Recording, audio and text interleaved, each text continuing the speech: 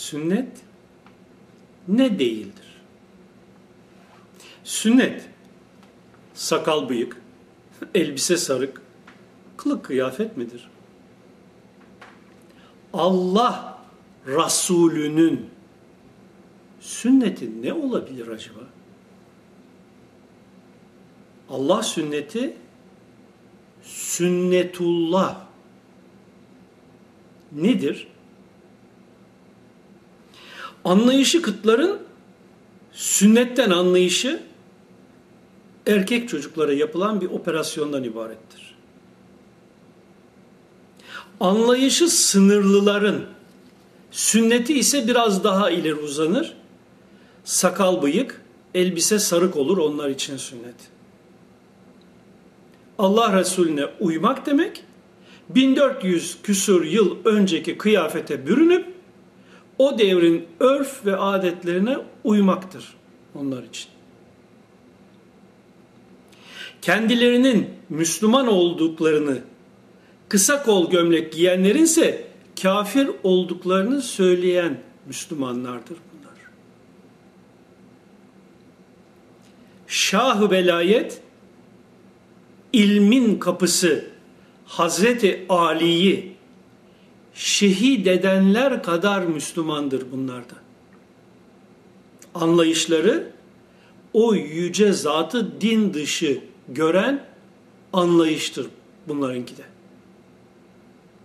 Hazreti Muhammed Aleyhisselam'ın Hazreti Ali için söylediklerini, yakınlığını bir görün, inceleyin.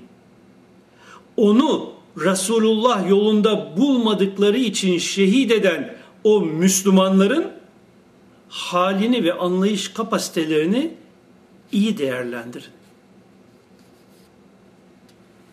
Sünnete, dine hizmet adı altında saltanata dönüştürüp bugünlere kadar insanlara hükmetmek için dini kullananları çok iyi fark edin. Özel olarak bu konuda anlattıklarım bir vesileyle bir internet haber sitesinde kısmen nakledilince biraz daha konuya açıklık getireyim istedim bizzat. Lütfen bu anlatacaklarımı çok iyi düşünün. Henüz 20 yaşındayken, yani bundan tam 40 yıl önce Hazreti Resulullah Aleyhisselam'ı rüyamda görmüştüm ve bana Hazreti Ebu Bekir'e gitmemi söylemişti. Gerisi önemli değil. Ben de bundan sonra Hazreti Ebu Bekir'in hayatını yazmıştım o sene. Daha sonra Hazreti Resulullah'ın yaşamının Mekke devrine ait kesitlerini de hadislerle yazmıştım Muhammed Mustafa Aleyhisselam isimli kitapta. Bunu şu sebepten yazıyorum. O devrin yaşantısını hayli iyi araştırmıştım daha o yıllarda. Yaklaşık 60 bin civarında hadis okumuştum sahih kaynaklardan. Şimdi olayı çok iyi düşünelim. Allah Resulü Muhammed Mustafa Aleyhisselam bilindiği üzere putperest Kureyş kabilesi içinde dünyaya gelmişti. Dedesi, amcaları, akrabaları kabilenin inancı üzerine yaşıyorlardı. O yüce zat da onların arasında doğup büyüdü. Onlar gibi giyindi. Onlar gibi sakal bıraktı. Onlar gibi sarık sardı. Onlar gibi oturup kalktı, yedi, içti. Böylece 39 yaşına ulaştığında Allah Resulü oldu. Peygamber değil. Allah Resulü olarak gerçekleri bu yaşta fark edip 3 sene sonra da nübüvveti tahakkuk edince insanlara neler yapmaları gerektiğini anlatmaya başladı. Vahyolunduğu üzere. İnsanların ebedi hayatlarını kazanmaları için. İşte ne bu süreç içinde ne de sonrasında ne sakalını değiştirdi ne de kıyafetini. Gene kabilesindekiler gibi sarık sardı, gene onlar gibi giyindi, gene onlar gibi sakallı dolaştı. Çok renkli çubuklu elbisesini bile giymeye devam etti. Allah Resulü'nün sünneti, Resulü olduğu ismi Allah olanın sünnetidir ki bu da sünnetullah'tır. Biz de sünnetullah'ı anlayıp ona uyduğumuz zaman sünnet-i Resulullah ile sünnetullah üzere oluruz. Sakal, bıyık, elbise, sarık sünnetiyle değil. Ayrıca burada en önemli fark edilmesi zorunlu husus şudur. Resulullah o putperest Ebu Cehil, Ebu Leheb ve onların takipçisi Resulullah torunu katili Yezid gibilerin kıyafet örflerine karışmadığı gibi onlara böyle bir öneri dahi götürmeyip onlar gibi giyinip yaşamaya devam etmiştir yaşam biçiminde. Çünkü bu dinin gereğini yaşamada önemi olmayan bir konu idi ve bunun ebedi hayat gerçeği veya ismi Allah olanın tanınması, bilinmesiyle bir ilgisi, alakası yoktu. Bu da demektir ki Allah bir insana hidayet ederse o kişi içinde yaşadığı toplumun örf ve adetlerine göre giyim kuşamını devam ettirebilir. Ama sünnetullah gereği konularda onlara uymaz. Hidayet üzere olduğu konularda öğrendiği gerçekleri onlara bildirmeye ve kendi içinde yaşamaya devam eder. Yani kişinin içinde yaşadığı toplumun örf, adet, kıyafet gibi hususlardaki anlayışına karşı çıkması değil, tam tersine onlara uyması sünnet-i Resulullah'tır. Çünkü din insanlara kılık kıyafet devrimi için gelmemiştir. Dünyalık bir ideoloji değildir din. Kılık kıyafetle uğraşmak dinin işi değildir. İnsanlar toplumsal barışı bozmayacak biçimde inandığı gibi, istediği gibi giyinip okuma, okula gitme, yaşama, çalışma haklarına sahiptirler sünnete göre.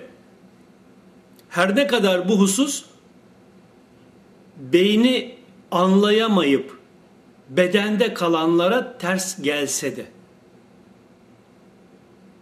Kıyafetine bakarak kişinin dini hakkında hüküm vermek, kişinin gelişmemiş, taklitçi bir beyne sahip olduğunun açık göstergesidir.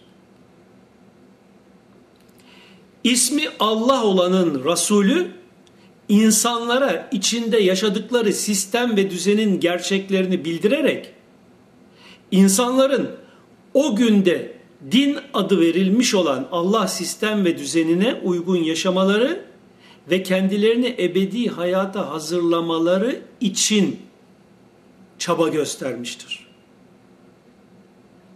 Dindar kişi demek, Allah sistem ve düzenini araştırıp, sorgulayıp, anlayıp, gereğince yaşamayı kabullenmiş kişi demektir.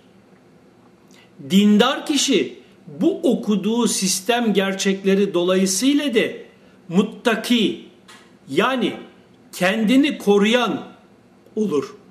Fark ettiği gelecekteki tehlikelere karşı. Allah Resulü'nün sünnetine tabi olmak demek, onun anlayışını benimseyip gösterdiği yolda yürümek ve dediklerini uygulayarak geleceğin güzelliklerine erişmek demektir. Onun bildirdiği özündeki hakikati keşfedip onun muhteşem sonuçlarını yaşamak demektir. Taklitle ömür tüketmek değil. Resulullah'ın sünnetine uymak, kendisine hibe edilen ilmi insanlarla karşılıksız olarak paylaşmak demektir. İnsanları kılık kıyafet hikayeleriyle avutmak değil. Allah sistem ve düzenini, yani sünnetullahı idrak eden ve gereklerini uygulayan kişi sünnet-i Resulullah'a da uymuş olur. Kim kendini hangi kavme benzetirse o kavimdendir uyarısı, kişinin fikir ve inancını paylaştığı topluluktan olduğuna işaret eder. Kılık kıyafetinin, saç sakalının benzemesini değil. İslam isimli kitabımın din adı altında insanlara hükmetmek bölümünde anlattığım üzere bir takım insanlar dinin sorgulanmasını, araştırılmasını yasaklamışlar ve böylece düşünme yetisi olmayan ezberci, teyp beyinli insanlar üremesine yol açmışlardır. Bunlar hiç düşünmeden, mantığını araştırmadan ezberleyip tekrar ederler. Dünya hikmet yurdudur ve Resulullah'ın her açıklaması bir hikmete dayanmaktadır. Akıllı insan Resulullah'ı daha iyi anlamak için her beyanını sorgulayıp araştırıp bildirilenin hikmetine ermeye çalışır. Hikmet müminin yitiğidir uyarısı da buna işaret eder. Düşünce sisteminde çelişki ya da kopukluk olan kişi dini anlamamış, içinde yaşadığı sistem ve düzeni, mekanizmayı okuyamamış taklitçidir. Oysa din taklit kabul etmez. Fiilin taklidi aynı sonucu oluşturur ama anlayışın taklidi olmaz. Fakih yani anlayışlı olmak Allah lütfudur. Böylece kişi mukallit olmaktan çıkar. Ama fıkıh kuralları ezberlemek, fakih olmak demek asla değildir. Ezbercilik, teyp icat olalı değerini tümüyle yitirmiştir. Din bize ikra, okunası olarak bildirilmiştir ki içinde yaşadığın sistem ve düzeni fark edesin. Daha da önemlisi kendini tanıyasın, hakikatındaki hazineyi keşfedesin. Ve sonunda ismi Allah olanı holografik gerçeklik esasına göre tanıyıp zerrekülün aynasıdır uyarısındaki işaretle evrendeki yerini bilesin. Bunu anlamamış olanlar hayatlarında bir kere bile İhlas okumamışlardır, 100.000 kere çekseler dahi. Çok namaz kılan vardır ama yanına yorgunluktan başka bir şey kalmaz. Çok oruç tutan vardır, açlıktan başka kârı olmaz şeklindeki Resulullah uyarısını iyi düşünelim. Allah Resulü Kur'an'ı anlayalım ve üzerinde tefekkür ederek ne demek istediğini keşfedelim diye bize bildirmiştir. Ta ki yaşamımızda attığımız adımları sünnetullah'a uygun atalım. Saç, sakal, kılık, kıyafet dedikodusuyla, gıybetiyle vakit geçirip insan yargılamalarıyla ömür harcayalım diye Resul gelmemiştir. İsmi Allah olan yanı sıra Tanrı ve Tanrılık kavramı yoktur diye giriş yapılan din anlayışı nedir acaba? Bunu sorgulayıp anlamaya çalışmayanlar ve ömrünü taklitle tüketenler hazineyi okuyamamanın sonuçlarını büyük hüsran ve sükutu hayal ile ödeyeceklerdir. Ne çare ki sistemde geçmişi telafi kavramı da yoktur. Not, bu kişisel değerlendirmemdir. Kimseyi bağlamaz. Dileyen paylaşır, dileyen paylaşmaz. Kimileri çıkarlarına uymadığı için kafa karıştığımızı ileri sürüp bunu yayıyorlarsa onlar da düşündürüyorsun, yasaklanmalısın başlıklı İslam kitabındaki yazımızı okusunlar.